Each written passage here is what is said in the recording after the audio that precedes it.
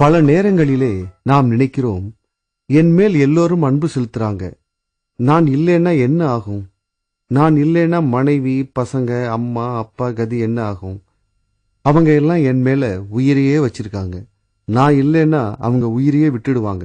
இந்த மாதிரி எண்ணத்திலேயே நம்ம வாழ்க்கை போயிட்டு இருக்கு. ஆனா அதோட உண்மையே வேற. ஒரு குரு சிஷ்யன் இடையில வாக்குவாதம் ஒரு நாள் நடந்தது. குரு சிஷ்யனுக்கு இந்த உலகத்துல எல்லாமே ஒரு பிரம்மை, நிஜமாக இருக்கிறது கடவுள் மட்டும்தான், உண்மையான அன்பு காட்டுறவங்க யாருமே கிடையாது என்று கூறினார். உங்களுக்கு தெரியாது விடுங்க. என் மனைவி என் மேல உசிரியா வச்சிருக்கா. அம்மாவுக்கு நான் இல்லைன்னா ஒரு வேலையும் ஓடாது. பசங்களுக்கு என் மேல மிக்க மரியாதை.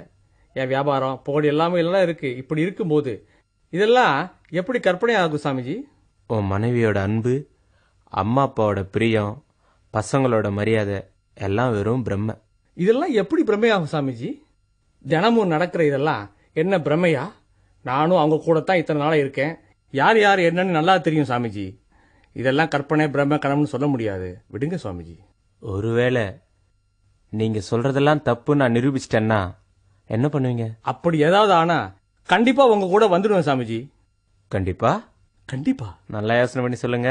சன்னியாசியா வேண்டியிருக்கோம். ஆவட்டும் போங்க சாமிஜி. சன்னியாசியாக வேணாம்,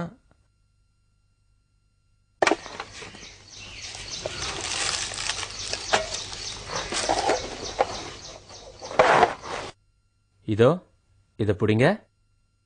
இதை வீட்டுக்கு போன பிறகு சாப்பிட்டீங்கன்னா செத்த மாதிரி இருப்பீங்க, ஆனா சாக மாட்டீங்க.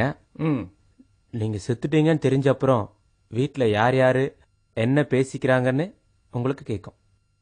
சரியான நேரத்தில் நான் அங்கே வருவேன். இதுல ஒன்றும் பிரச்சனை இல்லையே சாமிஜி? உயிருக்கு ஒன்றும் பயம் இல்லை. ஏன்னா எனக்கு நிறைய பொறுப்பெல்லாம் இருக்கு சாமிஜி. பரவாயில்ல, பயப்படாதீங்க. போயிட்டு வாங்க, நான் சரியான நேரத்தில் வருவேன். ஆகட்டும் சாமிஜி, நான் போயிட்டு வர்றேன். குரு கொடுத்த மருந்தை சிவநாதன் சாப்பிட்டார். அவர் செத்து போயிட்டார்னு எல்லோரும் நினைக்கிறாங்க.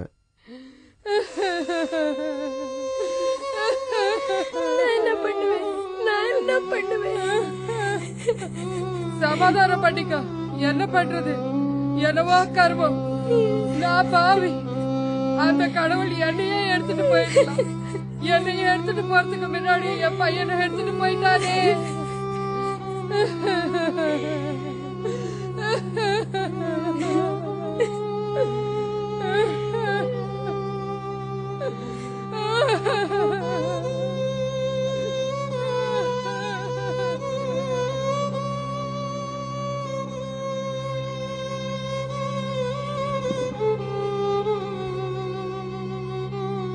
சுவாமிகளே, என்ன அநியாயம்!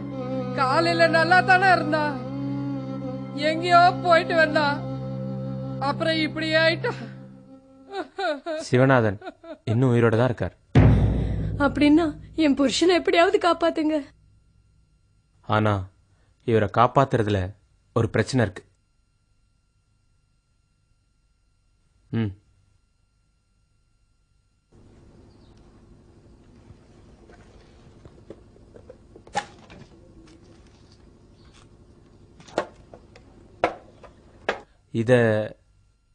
இத தண்ணியில கலந்து கொடுத்தா உயிர் வந்துடும். அவ்வளவுதானே, கொடுங்க, நான் கலந்து கொடுக்கறேன். கொஞ்சம் தண்ணி கொடுங்க.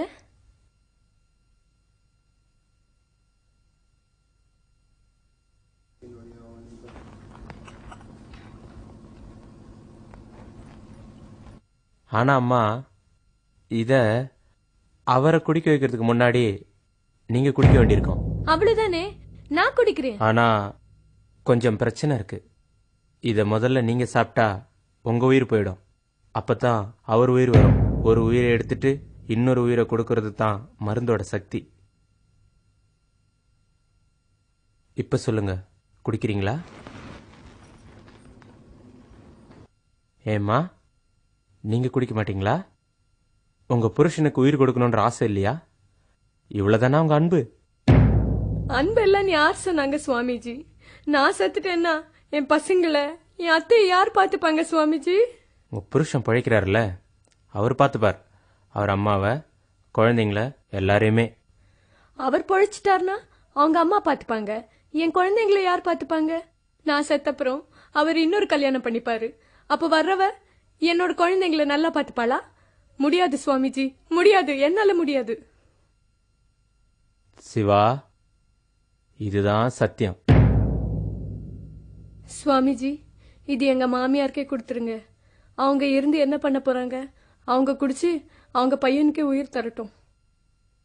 உங்களால முடியாது தானே? சரி அம்மா, இந்தாங்க.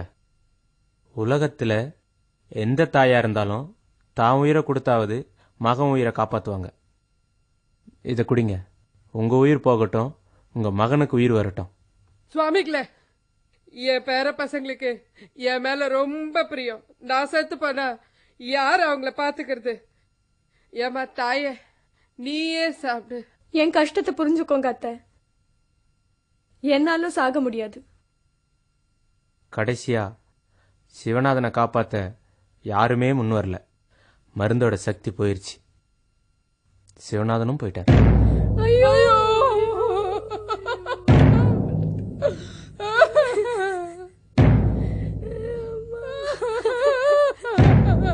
தூக்கிட்டு போங்க.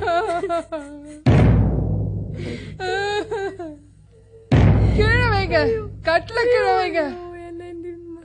ஏம்மா, என்னாச்சு? என் புருஷன் நரவுல இருக்கிறது அந்த கட்டில் ஒண்ணுதான். அம்மா, பையனே போனதுக்கு அப்புறம் கட்டிலுக்காக வருத்தப்படுறீங்க. என் பையன் கட்டிலோட எடுங்கப்பா. என்னை விட்டு போயிட்டானே, நான் என்ன பண்ணுவேன்?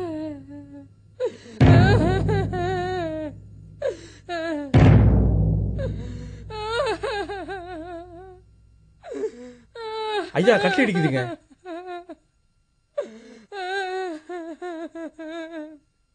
வாசக்கால் இடிச்சிடுங்க, சுலபமா எடுத்துட்டு போலாம்.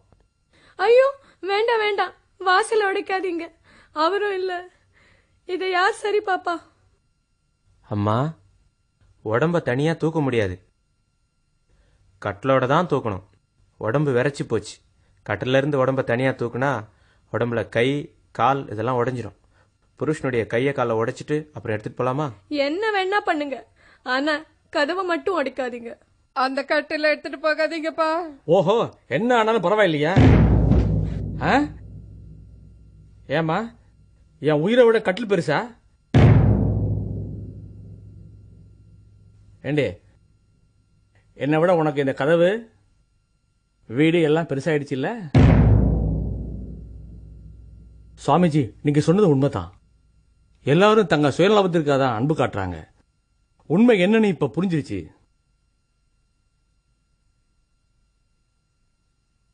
என்னங்க? டேய் சிவா, நில்லுடா. ஸ்ரீ ராமகிருஷ்ணர் சொல்கிறார், இந்த உலகத்திலே ஜனங்க சுயநலத்தை பாதிக்காத வரைக்கும் அன்பு காண்பிக்கிறாங்க. யார் சாதகனா இருக்கானோ அவன் இப்படி விசாரம் பண்ணணும். கடவுள் மட்டும் என் சொந்தம், வேற யாரும் இந்த உலகத்துல என் சொந்தம் இல்லை என்பதை புரிஞ்சுக்கணும்.